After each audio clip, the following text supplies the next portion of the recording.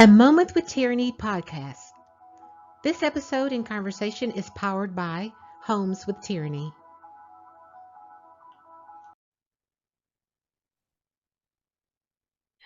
Hello there. Welcome to A Moment with Tyranny on our podcast. We've had some really great conversations in our last few weeks, and we have another one this week. So, this week, I would like to introduce an instructor, someone that teaches people. And our title for today, or our subject for today, is teaching a person something new.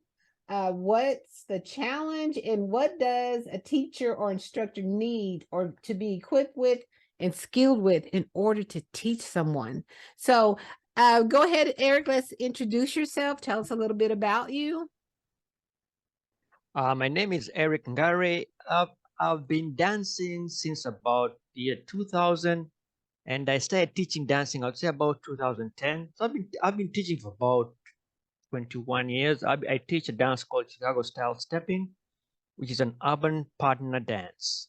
Awesome, awesome. So this is just kind of goes this conversation is going to talk just really about the challenging in teaching people, having students. What is it that we need to do? And I'll throw myself out there as a hardhead, but just kind of tell us, when it comes to teaching someone, tell me, what is the biggest challenge that you face when you have to teach a student? I would say the biggest challenge for me is having students who have different learning styles. So you have to adopt to what they need, and at the same time try and keep your plan going. So that for me is one of my biggest issues. And also because I teach in a continuous way, kind of continuous. I need for you to come to class almost every week so that you can continue learning. Mm-hmm. So attendance is also a big issue. If you come in once every 5, 6, 7 weeks, then I have to keep on going back to the beginning again. And that for me sometimes gets frustrating. Mm-hmm. And then also another thing is if the class gets too big, sometimes I feel I don't give enough personal attention to every student. Mm-hmm. I try really hard to, but sometimes that might not work. So that's those are some of the challenges that I work with. Okay, so yeah, so I can say basically just from that takeaway is that one of the challenges is the students being consistent in their coming to class, make sure that they're coming and learn, because when they're sporadic, then it kind of throws everything off as far as their learning. Is that what I understand? So you got to be consistent in coming so that you can keep advancing and not having to start over.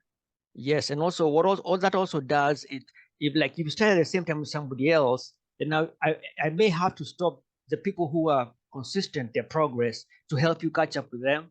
And so that's also not right to the people who are consistent. So yes, you're exactly right.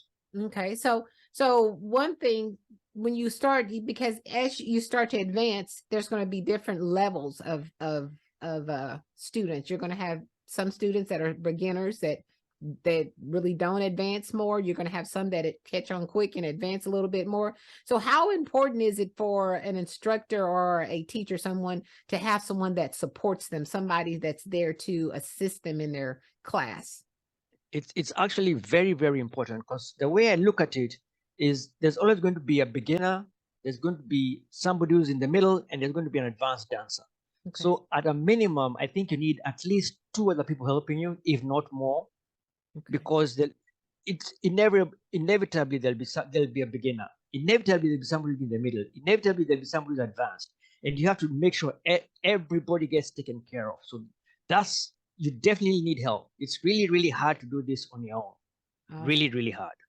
So tell me about, what is it that you do? How do you go about selecting your helpers? I mean, tell me what, like when you know that you're advancing, what are some of the things that you're looking for when you are looking for someone to help assist you with your classes? So again, the first thing I really look for is people who are consistently coming to class. Mhm. Because if you're consistently coming to class, which means you most likely will consistently come to help me teach. Mhm. If you're wishy-washy coming to class, it's highly unlikely that you will start becoming consistent at a later date. Mm-hmm. So for me, that's the biggest part. And then if you're eager to learn, more often than not, the people who are eager to learn, it's easier for them to teach. Mm-hmm. There's some people who just want to learn for what the people have various reasons for wanting to learn how to dance. Yes. So Okay. there's some people who really want to get this dance, and those are, for me, I see those are people who really, really want to help other people learn. So I look for people who are helping in class even before I've officially. It's not really officially, but even before I've officially made them a helper, they're already helping out in class. Mm-hmm.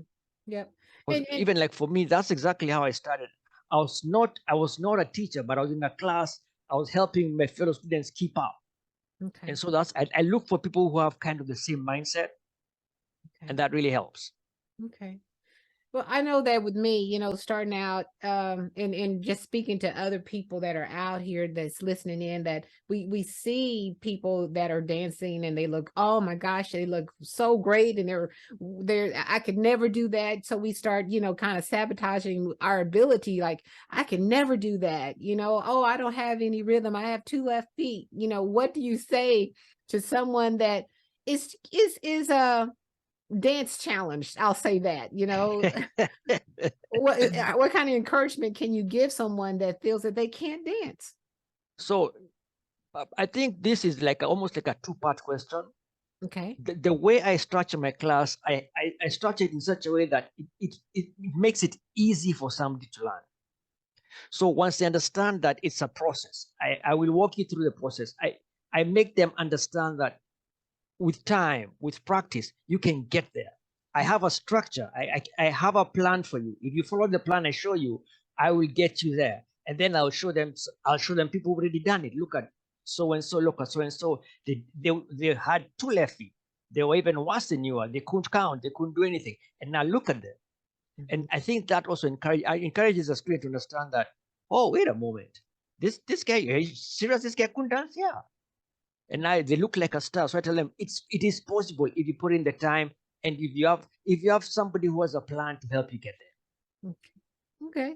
And that's fair because and that goes back to what you said, consistency in coming and following instructions. And the structure is really important too. So when you're conducting a class, I know I have been in several different dance classes, and you do have those people that come into class and they want to help out, but they're not really on the same page, I should say, or they've gone to many different classes, and so when they come in, they know better than the instructor.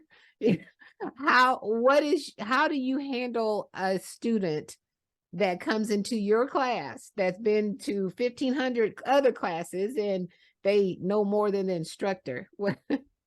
So again, it happens. It's going to happen. I'm actually even guilty of this, going to somebody else's class and trying to teach on the side. Mhm. So the first thing I always do is talk to the person and try and explain to them that even though they understand what they're doing, I have to teach this class in my way. More Mhm. often than more often than not, that helps. But also sometimes I'll have my helper put them to the side and maybe give them something to work on so that they're occupied. So it's just finding different ways of dealing with different people, because people react differently. Some people may get really mad and leave. Mhm. Some people take it in stride. It's just understanding the person and understanding how to deal with it. Yeah. Well, I would say this to anybody that is teaching a class, a dance class or a workshop or anything. If you're in a class and you know more than the instructor, I would say maybe that's not the class for you. Maybe this isn't the one you need to be in. You need to be in the superstar class. Yeah, or maybe you need your own class so that, Yeah, yeah. or maybe you need your own class, and that's not being rude or anything. That's just really kind of touching base because, when you have someone come in and they know more than the instructor, that can be very distracting, especially, and I've witnessed this in several different other classes. You'll have someone over there and they're doing their own style and their own footwork. And one thing I have noticed is that a lot of students come in and they immediately want to get to that fancy footwork and everything before they get the basics. So kind of talk to us about what's the importance of knowing the basics, getting that solid foundation before we want to be superstars, you know? So superstardom comes from the basics. Mm-hmm. And what most people don't realize is that all the superstars, and note I have quotes around that, all the superstars really had to start from somewhere. You have to have your basics down. You need your basics to execute any fancy move. All the dance moves that we do all stem from the basic steps. Mm-hmm. All of them step. So if you don't have your basics down, you can't do a fancy move because you don't have your basics down. Mm-hmm. So it is highly important. And the way I structure my class is I make sure that we always go back to the basic. Mm-hmm. Every time we come into class, the first thing we do is go back to the basic. I make sure I can't stress it enough how important the basics are. We go back to the basics every time we're in class. Yeah. I don't care how long you've been dancing.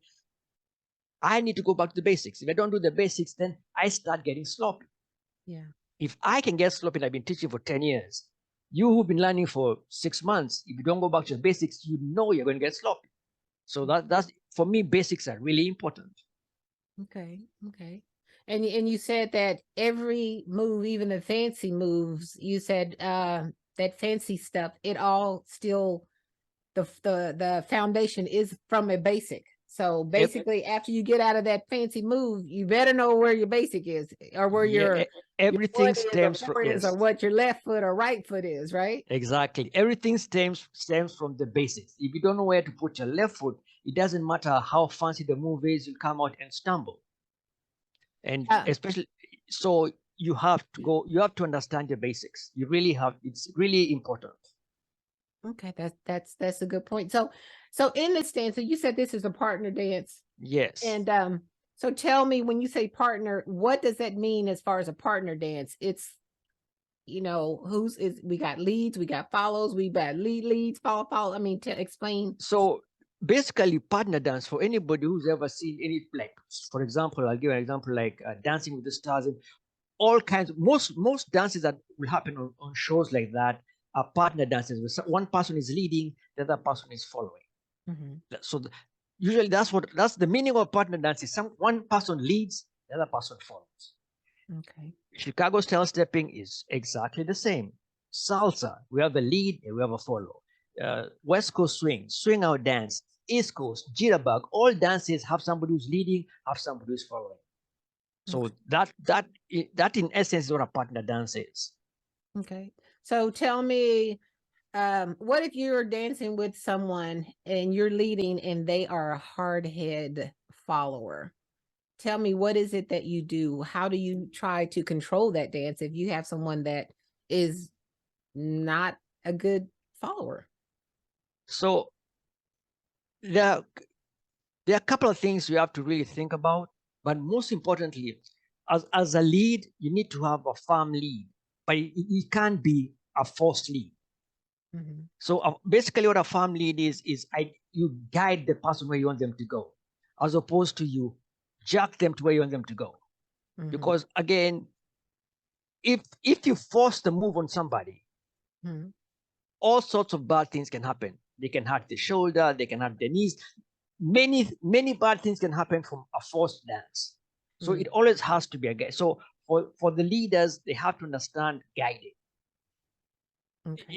It may be a strong guide, but it can't be. You can't force a move. You can't force somebody to do what they don't want to do. So in case of somebody who wants to do something different, I just go back to the basics.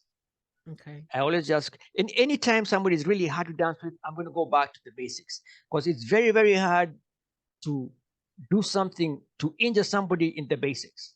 The Mm-hmm. time you run in trouble is if you try to put somebody in the so-called star move, and they don't want to move, and then you're trying to force it, and that's when all trouble. That's when injuries happen. So basics, everything goes back to the basics again. Like I said. Okay, so basically, if you're, what I'm hearing is that if we or you or whoever's doing a lead, if you're dancing with someone and they're just strong arming you or refusing to go where you just kind of dance with them and you do the basics, or you let them kind of go and do what they want to do. You just make the dance as enjoyable as possible for that, what, 4 minutes, 5 minutes, however long that song is, right? Is Yeah, that and what you? that's Mhm. exactly what I'm saying. And again, the most important thing to remember about this is a dance. It's supposed to be fun. Mhm. So me as a lead, my job is to make sure my partner has the best dance ever. It Mhm. doesn't matter whether she's a superstar, it doesn't matter whether she's a beginner. It's about her enjoying. I want her to come back to the dance floor the next time. I want her to come back to wherever we're going the next time. Mhm. So if I don't give her a good time for the 3, 4, 5 minutes we're out there, then I'm doing a disservice to her. I'm doing a disservice to my dance and my dance community. Mm. Okay. Okay. So, so what are your thoughts or kind of advice that you would give to, say, a new student that is venturing out and going to maybe an event or something for the very first time, and we're nervous. We're nervous about getting out there and trying what we've learned. What's some advice for us new beginners? So for a beginning student, I usually my best advice is try and go out with people from your class, Mm-hmm. your comfort zone. So Mm-hmm. what happens is if me and you have been practicing in class, if we meet out, we can at least work on some of the things we worked in class, and you start getting more comfortable out there. Mm-hmm. And then also when you dance with somebody else, just let them know, hey, I'm not really that good. Just take it easy on me. More often than not, dancers will understand Mm-hmm. and they will try to bring you up. They'll usually what we do is we'll if I don't know how you dance, I'm going to keep on trying a few things, see whether, hey, can she do this? Can she do that? All right, let me move her up. Let me try one more thing. And so most people will feel you out when you're dancing. At least most people who've been taught well, that's what they should do. Okay. So if I'm a beginner and I'm on the floor and I'm dancing with an advanced student, and they're trying new things, I should just kind of, the key thing is trying to follow. If I don't follow, what I should just continue to dance and just keep my basics going and just smile and keep going until that. And that's exactly what you want to do. You just want to keep on smiling. Because again, at the end of the day, for you as a beginner dance, you have to remember you're a beginner.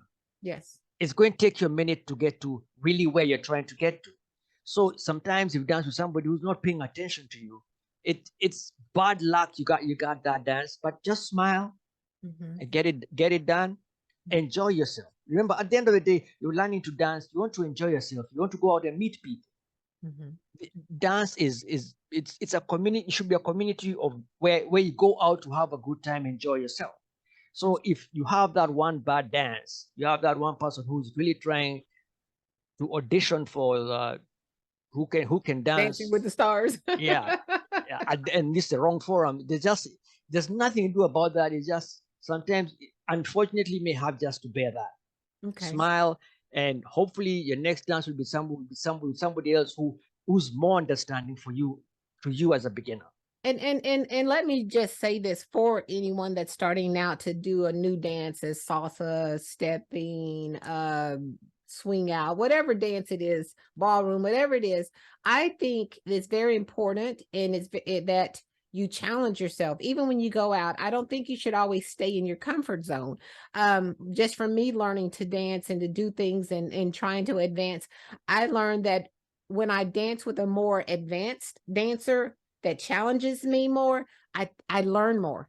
And so when the next person comes, I learn more. So each time, I think it's important for us as beginner dancers or advanced dancers, to always kind of level up, because that's how we grow. If we stay in that comfort zone, if we just sit there and always do 1, 2, 3, 1 through 5 or whatever, we're never going to advance, which means our dance isn't going to advance. But if we're able to go out and dance with someone that is an instructor, and again, I'll say this, and you can back me on this or say no on this, I don't think that anyone should be teaching on the floor. If I miss my step or my turn, don't start teaching me on the floor. Just kind of encourage me and get me back on step. Now, if we go to the side and we talk about it later, you can maybe critique me then, but let's get through the dance and let's just enjoy it, even if we have to break apart and do some what do you call it, basement dancing or whatever, until we can get back on. But I think it's important for beginners to advance themselves by challenge, but don't just stay in your comfort zone, but try to dance with somebody that's a little more advanced, because you may know more about the dance than you think, especially if you're a good follower. And that is very, very important. So, like I said, I advise my students to make sure they dance with somebody they know, to get comfortable. Mm-hmm. But you can't always dance with the people you know. Yeah. You always have to go out and challenge yourself. This is how you get better. So, Yeah. like if you dance with the stars of the stars, Mm-hmm. and you miss something, you miss two things, you miss three things. Mm-hmm. Guess what? You now have something to come to class next time and say, "Hey, I danced and he tried this and I couldn't get it," or "He tried this, I didn't know it, but I suddenly got it." So again, like you said, it's a challenge for you, and you can only get better. That's a really, really good way of getting better. Always challenge yourself. Yeah. And the other thought on that is that when we are challenging ourselves and we get out there and we do something new or we learn something new, I agree. Bring it back and say, "Hey, can we practice this?" or get a one-on-one with your instructors or something. Those are the things that we need to do. And I think that that makes a big difference. And I do understand. I know that in some of the communities, you have some teachers or instructors or whatever that don't want to dance with some of their students because they said, "I want to dance and enjoy myself." And I understand that because honestly, they spend majority of their time teaching. And when they're teaching, they're not really in their dance mode. But when they go to events and things like that, they want to get out there and enjoy it like everybody else. They pay their money. They want to get into their advanced mode and they want to go try some new stuff on some, that they've seen somewhere else, because they're always in, well, most instructors are still always in a learning mode. Is that correct? That's really true. And especially for like people who do this who teach on a daily basis. Mm-hmm. For them, when they go out there, I teach maximum 2 days a week, at least. So that's usually my schedule. Mm-hmm. So I can go out and still kind of be in a teacher mode, because I'm not teaching every day of the week. Yeah. But if you're teaching 4, 5, 6 days a week, you even you as a teacher, you need a break. Right. Yeah, you definitely need to go out and just have a ball. So it just depends. It's at the end of the day, it depends on how often you teach, how much teaching you're doing. You definitely, you don't want to burn yourself out either. Right.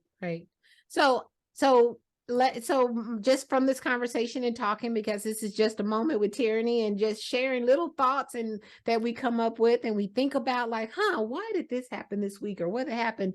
My takeaway from this conversation is that when it comes to teaching, it's important for an instructor or a teacher to have patience, also to have some type of structure to what they're teaching, also to have some type of helper when needed, that thinks like they think, that's on the same page. Is that correct? I mean, am I again, you hit the nail on the head.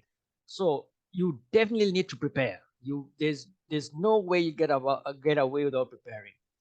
Your helpers, the best helpers you get are people who've really gone through your class, who understand the way you teach. Mm-hmm. But I was going to add another thing. I also think another thing you need a teacher who has passion for the dance. Passion for it. Somebody who really enjoys teaching. I think they make the dance education part so much better. So yes, I definitely do agree with you. Okay, so that's a good thing. And the other thing is that I'm taking away is, if I am a student of a class, any class, it could be whatever I'm trying to learn, dance, whatever, I need to be consistent. I need to come on the regular basis.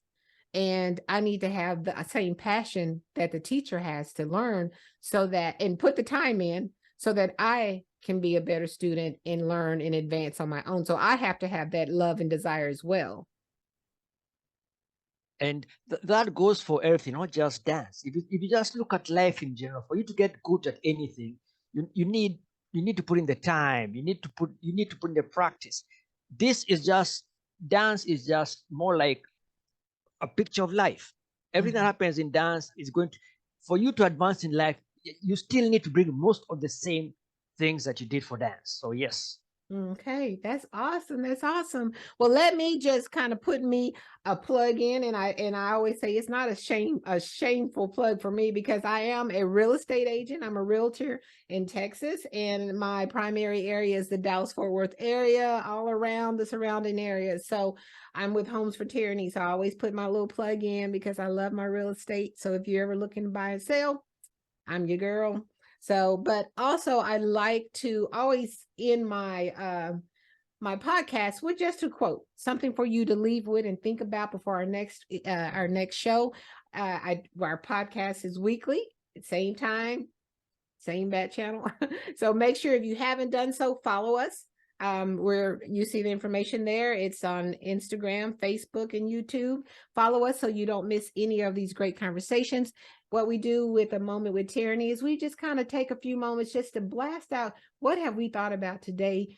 It's just a moment with Tyranny and a guest to just kind of share something here, and hope that we share something that's important, and it kind of, makes you think about some things. But my quote for today that we're leaving with is, never be limited by other people's limited imaginations. Again, I'll say it one more time. Never be limited by other people's limited imaginations. And that's by Dr. Mae Jameson. She was an astronaut. So that's a good quote. So thank you all for joining us. Thank you, Eric, for giving us your feedback as an instructor out in the community. And tell us now, who do you teach for? Who are you with? I'm with a group called Urbane Dance, and like I said, we've been teaching for at least 10 years. Okay. And you can see us on the internet at urbanedance.com. That's our website. We're also on Facebook. All right, so that's Urbane, Urbane. Yep, dance.com. Dance.com. It's been great visiting with you, and thank you for joining A Moment with Tyranny's podcast. And this was great. So we will talk again. See everyone next week. Thank you. Thank you for having me.